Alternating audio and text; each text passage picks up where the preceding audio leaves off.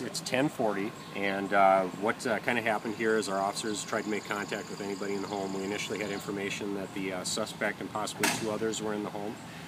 They tried making contact by phone, tried making contact using our peacekeeper, the Sheriff's Department peacekeeper that has a PA system on it. They didn't have any luck there. We kind of work our way up through the process to try and come in contact with someone. So what we did end up doing was, we call it breaching a couple windows, which are breaking a couple windows.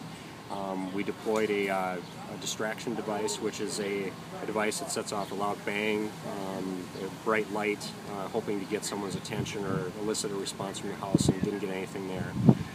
From there, we made limited entry into the home, kept calling out to see if there was anybody inside. When we got no response, eventually we had to go in and check to make sure that there were no other victims in the home, or that if the suspect or anybody else was inside. They did a thorough search of the home and didn't turn up anyone. So in the meantime, we have developed some more information on possibly where the suspect could be at another residence in town. They're going to be checking on that. That may involve getting a search warrant signed, so we have officers working on that now.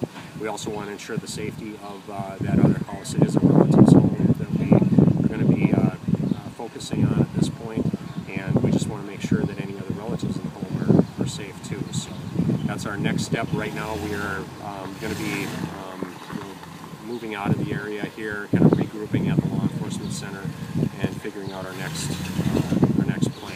And the house was totally empty? Nobody was in there? There was no one in the house at all, which from everyone we talked to is unusual, because normally there's family members here 24/7. So is there concern for the safety of other individuals and public safety? Before you had said that there really was no public safety concern, but now since this gentleman is not in custody or not where you thought he was, right, does that change? What we're going to be working on here, that if we're not able to take him into custody, we'll probably identify him fairly soon, ask for the public's help in locating him.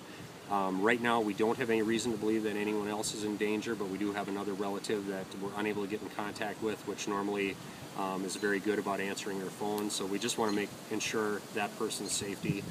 That's part of what the process that we're working on now too. It's a close relative that he has contact with regularly. So we don't believe that there's a danger to general public safety. We don't believe that there's danger to other relatives at this point, but we just want to make sure.